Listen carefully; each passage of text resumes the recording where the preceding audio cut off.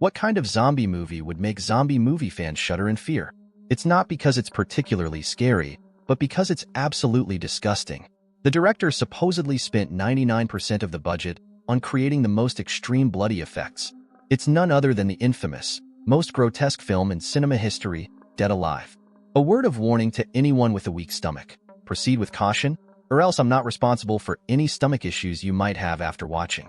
The story begins on a remote island, where an expedition team catches a strange-looking rat monkey and plans to take it back to the city's zoo to sell for a good price. But on their way back, they're stopped by the local indigenous people. The chief warns them to release the rat monkey from its cage, or they'll be cursed by an evil spirit. The glasses-wearing guy dismisses this warning, tossing a permit in the chief's face. But before he knows it, the chief and his people tear the permit up in front of him. Naturally, they're not going to let go of the valuable animal they just caught. Frustrated, the glasses guy pulls out a weapon and shoots a warning shot to scare off the natives. Then, he grabs the cage and makes a run for it. Just before the locals can catch up, the two manage to jump into a prearranged jeep and drive off to safety. In the chaos of their escape, the man with glasses is accidentally bitten by the mutant monkey on his palm. His companions, panicked, immediately freeze in fear, then slam on the brakes and push him out of the vehicle.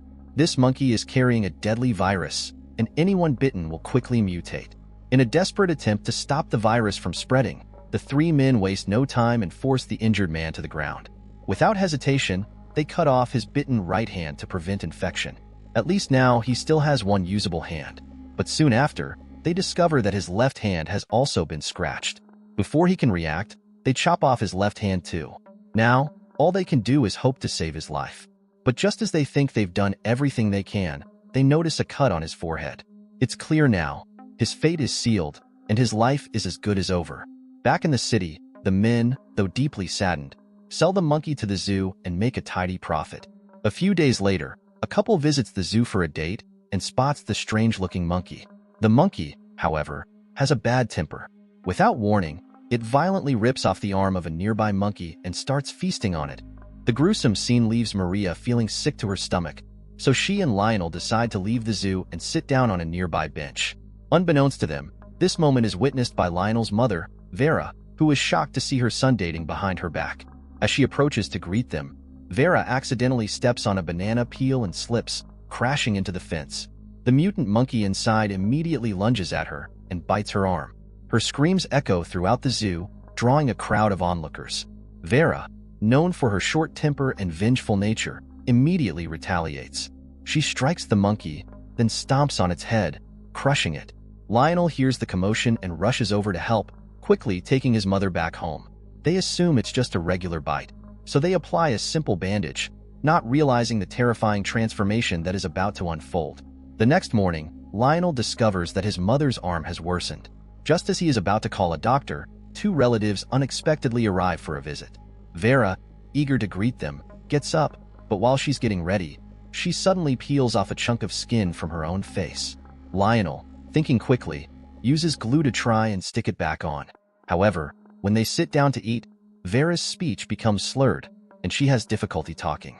Later, as the man enjoys a piece of cream cake, Vera, with a twisted sense of hospitality, adds a little extra ingredient to his cake.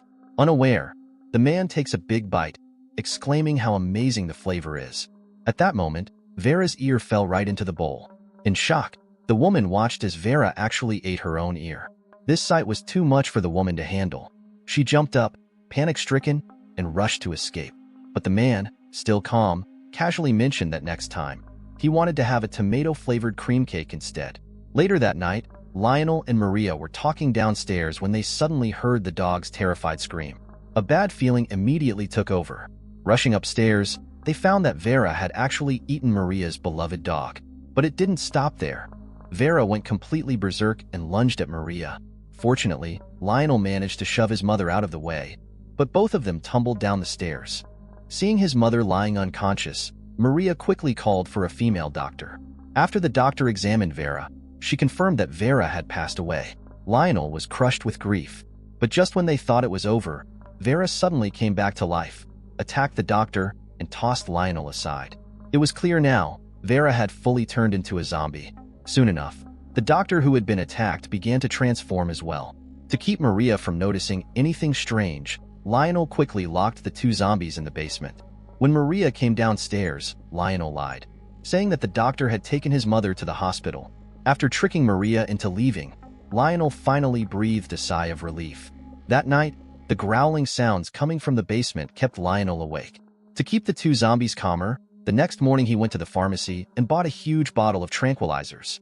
Fully armed, he went down into the basement. First, he injected the female doctor, then another dose into his mother's nose. The tranquilizers worked like a charm. The zombies immediately went quiet. But when Lionel went to Maria's shop to find her, he didn't realize that his zombie mother had followed him. Before they could even reach their destination, an oncoming trolley hit his mother, sending her flying straight into the store. Stunned, Lionel had no choice but to give her another injection, and the commotion drew a crowd of curious onlookers. Seeing that he couldn't keep the fact that his mother was dead a secret anymore, Lionel reluctantly held a simple funeral for her. But that was just the surface of things. Later that night, Lionel planned to dig her up. In his eyes, even if his mother had turned into a flesh-eating monster, she was still his mother. However, as he was halfway through digging, a group of young guys partying by the cemetery suddenly appeared. Without saying a word, they started beating Lionel, thinking he was some kind of pervert. The leader of the group even went as far as to urinate on his mother's grave. Just then, Vera suddenly woke up and delivered a fatal blow to the man. She crawled out from the grave and attacked the rest of the partygoers. Before long, everyone who had been bitten turned into zombies as well. With Lionel now in danger of being overwhelmed, just in the nick of time, the priest showed up. To his credit, the priest wasn't helpless. His leg skills were on another level. After a few rounds, he had the zombies on the run, kicking and crawling away in fear. But the priest soon found himself outnumbered, and despite his impressive moves, he couldn't beat the odds. The zombies were practically invincible, and before long, the priest made a mistake and was bitten on the neck by one of the zombies he'd sent flying. In his final moments, the priest pulled out his ultimate move, but he never expected the zombies to read him like an open book. One of them used his own momentum against him, easily dodging his attack. In the end, the priest was impaled by a stone statue, his life coming to a gruesome end. Luckily, Lionel managed to inject the last zombie, finally putting an end to the chaos. But instead of leaving the zombies behind, he took them back home.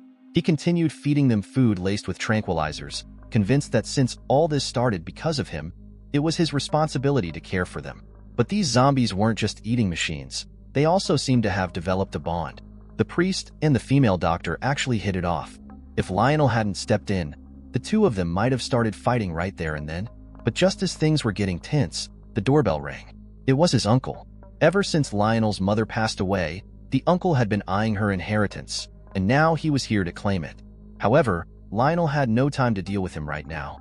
To keep his uncle from discovering the zombies in the house, Lionel quickly made up an excuse to get him to leave. But during that brief moment, the female doctor and the priest did something totally unbelievable. A few days later, they even managed to have a little zombie baby. Now Lionel had to take on the role of zombie parent. He pushed the baby stroller to the park, doing his best to care for the little monster. But this zombie child was far from ordinary. It was not only tough as nails, but also a real troublemaker.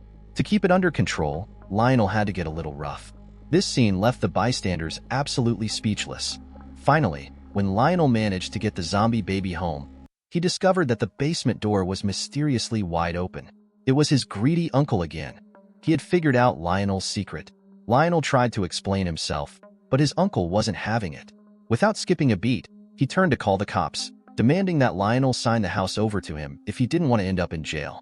Reluctantly, Lionel had no choice but to agree to his uncle's shameless demand.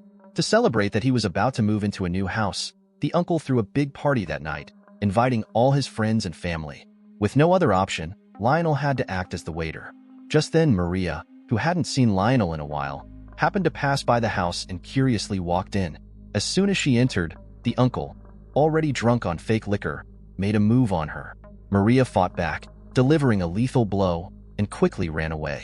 In a panic to escape her uncle, Maria rushed into the basement, where she was confronted by the horrifying sight of the zombies. She screamed in terror. Soon, Lionel rushed to the scene and explained everything to Maria. To stop the zombie virus from spreading further, Maria suggested they act fast and eliminate the zombies. Lionel agreed, and they decided to use poison to put them down. After saying a final goodbye to his mother, Lionel injected her with a dose, then poisoned the rest of the zombies, burying them in the basement. After everything was done, the two of them felt a huge sense of relief as they stepped out. But what they didn't know was that they had accidentally used the wrong kind of poison. Instead of killing the zombies, the drug made them even more violent. They literally shot out of their graves, and one by one, the zombies broke through the steel basement door and began attacking the people inside the house. Suddenly, the entire house turned into a hellish nightmare, with screams echoing everywhere. Soon, everyone who had been attacked turned into zombies and got back up. Lionel and Maria quickly ran into a room to hide, but just a second later, the zombie horde smashed through the door. In the chaos, the two got separated. While Maria was running, she bumped into Rita, and the two decided to make a stand in the room. As they were reinforcing the doors and windows, a zombie suddenly appeared from behind the curtains. Rita froze, staring at the creature as it slowly advanced toward her. Fortunately, Maria acted fast, taking the zombie out with a well-aimed hit, turning it into a literal light bulb. After regaining their composure, the two continued to fortify the room. But then, out of nowhere, they discovered a small zombie hiding inside a box. Unaware, Rita was bitten right on the spot. Seeing this, Maria immediately kicked the little zombie across the room. It tumbled through the air, only to come flying back at her. Without missing a beat, Maria grabbed a frying pan and sent the zombie flying out of the window. To her surprise, it landed right on her uncle, delivering a fatal blow. The uncle, desperate and on the verge of death, immediately started begging the two for help. With a massive wave of zombies closing in on them, the two had no choice but to let him inside. But it didn't take long for the zombies to break through the door. In a critical moment, the uncle transformed into an invincible warrior, grabbing 2 kitchen knives and instantly taking out most of the zombies. Afterward, he casually lit a cigarette and relaxed, admiring his handiwork. Even the little zombie couldn't watch anymore and gave the uncle a fatal blow. The uncle chased the little zombie all the way to the basement, only to encounter something far worse. It was Lionel's mother. Thanks to the drugs, she had evolved into a giant monster. The uncle didn't stand a chance and was torn to pieces in seconds. Meanwhile, after a long absence, Lionel suddenly walked into the living room carrying a lawnmower. The zombies lunged at him, but in front of the mower, they shattered like watermelons. Soon, Lionel had cleared the entire room of zombies. But just when he thought it was over, something even more terrifying appeared. The ground began to shake and Lionel's mother, now a monstrous behemoth, emerged right before them. Faced with such a horrifying creature, the two had no choice but to run. But when they reached the roof, Lionel was caught. The monster shoved him into its stomach, preparing to recycle him. However, Lionel wasn't about to give up. Using the holy relic the priest had given him, he slashed his way out of the monster's belly and escaped. In the end, the monster was defeated.